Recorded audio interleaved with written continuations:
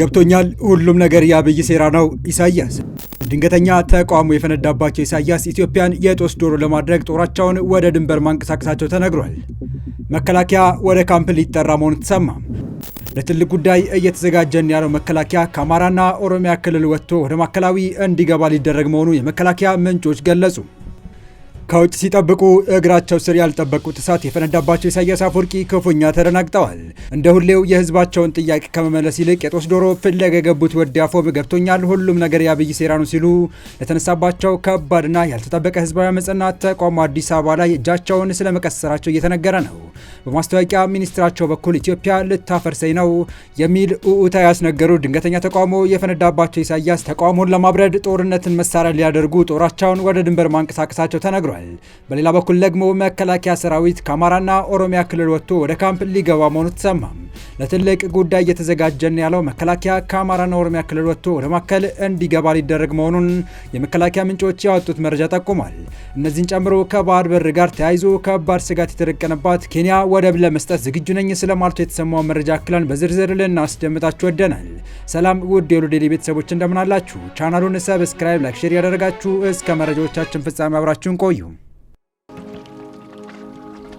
ሻዕቢያ ኤርትራውያንን ቀጥቅጦ ረግጦ የገዛበትን የስልጣን ጅራፍ በራሱ የደደረ ግብዝነትና በህዝቡ በቃኝ ባይነት ከእጁ ሊነጠቅ ደርሷል። ኢሳያስ አፈወርቂ የሞቱ ዋዜማ ላይ መሆናቸው ያመላከተው ድንገተኛ ህዝባዊ አመፅ መፈንዳቱ በአዲያሎ ቤተ መንግስት ከኒኩለር የገዘፈ ንዝረት ፈጥሯል። ኤርትራን ላለፉት 35 ዓመታት እንደ ግል ንብረታቸው ሲዘውሯት የኖሩትና የአምባገነን መሪዎች ምሳሌ የሆኑት ኢሳያስ አፈወርቂ ስልጣናቸውም ምኞታቸውን ባልታሰበ ህዝባዊ ተቃውሞ እየተናጠ ይገኛል። ከሀገሩ ኤርትራ አልፎ ምስራቅ አፍሪካ ላይ የሴራ ፖለቲካ ሲያሴር የኖረው ሽማግሌ ኢሳያስ አፈወርቂ አሁን ላይ በኤርትራ ህዝቦች ዳውን እየተባለ ይገኛል። ጭቁኑ የኤርትራ ህዝብ ኢሳያስን ከበትረ ስልጣኑ ለአንዴና ለመጨረሻ ጊዜ ለመገርሰስና ለመቅበር ተማምሎ ወደ አደባባይ ወጥቷል። አሁን ላይ ከልጅ እስከ አዋቂ በበርካታ ከተሞችና አደባባዮች ኢሳያስንና የእሱን አጃካሪዎች በሚቃወሙ ድምጾች መጥለቅለቃቸው እየተነገረ ባለበት 11ኛው ሰዓት ላይ እንኳን ኢሳያስ አፈወርቂ ባልበላውም ጭር ይልድፋው የሚለው አመላቸውን መግዛት አልቻሉ የሚሉ የአስመራ መረጃ ነፍናፊዎች ፕሬዚዳንቱ ለተነሳባቸው ተቃውሞ ጠቅላይ ሚኒስትር አብይ አህመድ ዋነኛ ተጠያቂ አድርጓል ያሉ ሲሆን ተያይዘን እንጠፋለን በሚል እኩይ ሰበብም ኢትዮጵያ ላይ ጦርነት ለማስነሳት ጦራቸው እንዲንቀሳቀስ ማዛቸውን አክለው ገልጸዋል። ይኸው የኢሳያስ ተያይዘን እንጠፋለን በሚል ወደ ጦር ሜዳ የመዝመት ሀሳብ የመጣው ከሁለት ምክንያት መሆኑን የሚጠቅሱት ምንጮች አንደኛው ለዘመናት አብሯቸው ባደገው ጸረ ኢትዮጵያ አስተሳሰብ ምክንያት የዓመታት ህልማቸውን ላፍታም ቢሆን ማየት ሲሆን፣ ሌላኛው ምክንያት ደግሞ የተነሳባቸውን ተቃውሞ በማስቀልበስ ስልጣኔን ማራዘም ከቻልኩ በሚል ተስፋ ነው ሲሉም ያክላሉ። ይህ በእንዲህ እንዳለ የማስታወቂያ ሚኒስትሩ አቶ የማነ ገብረ መስቀል የኢትዮጵያ መንግስት የባህር በር ከማግኘት አልፎ የኤርትራ ነጻነት የመቀልበስ ፍላጎት በግልጽ አሳይቷል የሚል አዲስ ክስ አሰምተዋል። ኢትዮጵያ የባህር በር ከማግኘት አልፎ ኤርትራ በትጥቅ ትግል ያገኘችውን ነጻነት የመቀልበስ ፍላጎቱን በግልጽ ማሳየቱ የኤርትራ ማስታወቂያ ሚኒስቴር የማነ ገብረ መስቀል ገለጹ። የኢትዮጵያ መንግስት ባለፉት 2 ዓመታት በኢትዮ ኤርትራ መካከል ውጥረት ለመፍጠርና ግጭት ለመቀስቀስ እየጣረ እንደሚገኝ ገልጸዋል። ለዚህ ችግር መፍትሄው በቅን ልቦናና ዓለም አቀፍ ህግንና የጎረቤትን የግዛት አንድነት ሉዓላዊነትን ማክበር ነው ሲሉ አብራርተዋል። ፕሬዚዳንት ኢሳያስና ጠቅላይ ሚኒስትር አብይ ከ7 ዓመታት በፊት አስመራ ላይ የተፈራረሙት የሰላም ስምምነት በሁለቱ ሀገራት መካከል ግጭት ማብቃቱን የሚያበስር እንደነበር አስታውሰዋል። ሆኖም የኢትዮጵያ መንግስት እንደ ቀደምቶቹ የተስፋፊነት ፖሊሲ በመከተል ስምምነቱ በቀጠናው ሊያሰፍነው የነበረው መረጋጋትና ትብብር ማክሸፉን ወቅሰዋል።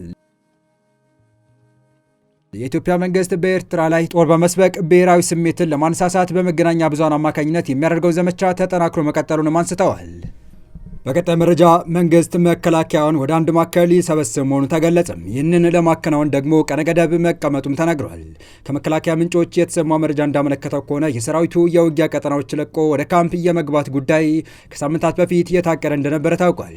በመጪው ታህሳስ 2018 ጀምሮ የመከላከያ ሰራዊቱን ከአማራና ኦሮሚያ ክልሎች የማስወጣት እቅድ መያዙን የገለጹት አንድ ወታደራዊ መኮንን ጉዳዩ ከኤርትራና ከወደብ ዘመቻ ጋር የተገናኘ ውሳኔ መሆኑን አክለዋል። ከጂኦፖለቲካ ኩስምናና ወደ ተስተካከለ ቁመና በሚል ርዕስ ከመካከለኛ ወታደራዊ አመራሮች ጋር የተደረገን ውይይት ዋቢ አድርገው የሚያብራሩት የመረጃ ምንጭ የሆኑት ወታደራዊ አዛዥ የመከላከያ ሰራዊቱ ከአማራና ከኦሮሚያ ክልሎች እንዲወጣ ለማድረግ እንድንሰራ ከበላይ አካል ታዘናል ያሉ ሲሆን መምሪያው የመጣው በፊልድ ማርሻል ብርሃኑ ጁላ በኩል መሆኑን ጠቅሰው ውሳኔው የጠቅላይ ሚኒስትር አብይ አህመድ እቅድም መሆኑን ገልጸዋል። በዚህም ሰራዊቱ እስከ ህዳር 30 ባሉት ሳምንታት የፋኖና የኦሮሚያ ነጻነት ኃይሎች ላይ የመጨረሻ የተባለውን ዘመቻ አካሄዶ ሲያጠናቀቅ የክልል የጸጥታ ኃይሎች እንዲረከቡት ይደረጋል በሚል እቅድ መያዙን የገለጹት ወታደራዊ አዛዡ በሁለቱም ክልሎች የተሰማራውን ሰራዊት ወደ ማዕከሎቹ በማሰባሰብና ወታደራዊ ስልጠናዎችን በመስጠት ፕሮፌሽናል እንዲሆን ማድረግ ይገባል የሚል እቅድ እንደተያዘለት አክለው ገልጸዋል። ይህንን ለማድረግ ለክልል የሚሊሻ የፖሊስና የጸጥታ ቢሮዎች መምሪያ እንዲወርድ ድጋፍም እንዲደረግ ተወስኗል ሲሉ የሚቀጥሉት የመረጃው ምንጭ ከዚህ ጎን ለጎን ሰራዊቱ የሚያስፈልጉትን ትጥቆችና የጎደሉትን ተተኳሾችን እንዲያሟላ የማድረግ ስራ እየተሰራ መሆኑን አክለዋል። ከዚህ ቀደም ኤርትራ የኢትዮጵያ ሉዓላዊነት ቁጥር 1 ጠላት ነች ሲሉ ያወጁት የጦር ኃይሎች ጠቅላይ ኤታማዦር ሹም ፊልድ ማርሻል ብርሃኑ ጁላ የወታደራዊ አማካሪና የተኩስ አመራር ኃላፊ የሆኑት ሌተር ጀነራል አለምነሽ ደግፌ በተመሳሳይ ሰራዊቱ ወደ ካምፕ ሊገባ እቅድ እንዳለ መናገራቸው የሚታወስ ነው። ሰራዊታቸው በአማራ ክልል የሚሊሻና የፖሊስ ስራን እየሰራ በመሆኑ ታክቷል፣ በጣም ደክሟል ሲሉ ያስታወቁት ጀነራል አለምሸት ሰራዊታችን በቅርቡ ወደ ካምፕ ገብቶ ለቀጣይ ተልዕኮ መሰልጠን አለበት ያሉበት አጋጣሚ የሚታወስ ነው። የሁለቱን ጦር አዛዦች አስተያየት ተከትሎ ቀጣይ ጦርነት ከማን ጋር እንደሆነ ፍንጭ እየሰጠ ነው በማለት መንግስት ከኤርትራ ጋር ያበጠውን ሊያፈነዳው ስለመወሰኑ እየገለጹ ናቸው። ሰራዊቱ ላለፉት 5 ዓመታት መከላከያ ሰራዊቱ በየጊዜው ኃይል እየመደበ በየቀበሌው ስምሪት ወስዶ ሊጠብቅ አይችልም። ይህ የመከላከያ ግዳጅ አይደለም ያሉ ሲሆን ይህ ግዳጅ በመሰረታዊነት የፖሊስና የሚሊሻ ስራ ነው እና ሰራዊታችን ወደ ካምፓስ ገብተን ማረፍና ወደ ስልጠና መግባት አለብን። ለዚህም ሚሊሻውና ፖሊስ ግዳጁ መረከብ አለበት ያሉት ጀነራሎቹ እውነት ነው፣ ደክሞናል፣ ሰራዊቱም ተሰላችቷል ያሉ ሲሆን በቅርቡ ሰራዊቱ ሙሉ በሙሉ ከአማራ ክልል እንደሚወጣ መወሰናቸውንም ተናግረዋል። ኢትዮጵያን ለማዳከም በውጭም በውስጥም ያሉ ጠላቶች ተባብረው በጋራ ግንባር ዘምተዋል ያሉት ጀነራል አለምሸት ግብጽና ኤርትራ የኢትዮጵያ ጠላቶች ናቸው ካሉ በኋላ ከሶማሊላንድ ጋር የተደረገውን ስምምነት ተከትሎ ሶማሊያን በማስታጠቅ በእጅ አዙር ጦርነት ሊከፍቱብን እያሰቡ ነበር ካሉ በኋላ ነገር ግን በአንካራው ስምምነት ቀድመን አሸነፍናቸው ብለዋል። በመጨረሻም ኬንያ ለወደብ አልባ ሀገራት ያሉባትን ግዴታዎች እንደማትቀይር ተገለጸም። ኬንያ በባህር በር ሳቢያ ከኡጋንዳ ጋር ጦርነት ውስጥ የመግባት ፍላጎት እንደሌላት አረጋግጣለች። የኬንያ የውጭ ጉዳይ ሚኒስቴር ሙሳሊያ ሙዳቪዲ አገራቸው ወደብ አልባ የሆኑ ኡጋንዳ፣ ደቡብ ሱዳን፣ ሩዋንዳንና ቡሩንዲን የባህር በር እንዲያገኙ የማድረግ ግዴታ እንዳለባት ባለፈው ረቡዕ ለሀገራቸው ፓርላማ በሰጡት ማብራሪያ ላይ ገልጸዋል።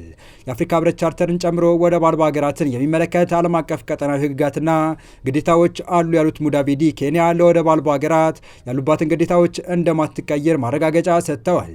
ኬንያ በባህር በር ሳቢያ ከኡጋንዳ ጋር ጦርነት ውስጥ የመግባት ፍላጎት እንደሌላትና በሁለቱ ሀገራት መካከል ወታደራዊ ውጥረት እንደሌለም ሙዳቪዲ ተናግረዋል።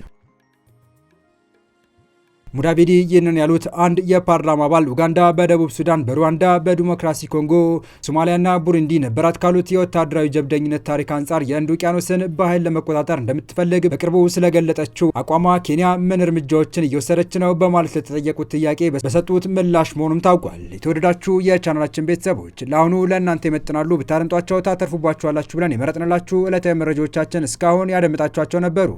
በተመሳሳይ ሀገራዊና ቀጠናዊ ጉዳዮች እንዲሁም ዓለም አቀፋዊ የጂኦፖለቲካ ወታደራዊና አነጋጋሪ ክስተቶችን ዕለት በዕለት ተከታትለን በትኩስ ይዘን እንደምንቀርብ እያሳወቅን የቻናሉ ቤተሰብ ካልናችሁ ሰብስክራይብ፣ ቪዲዮን ላይክ እና ሼር በማድረግ ተደራሽነታችን ታሰፉ ዘንድ አክብሮታዊ ግብዣችን ነው። አበቃን። ሰናይ ጊዜን ተመኘን።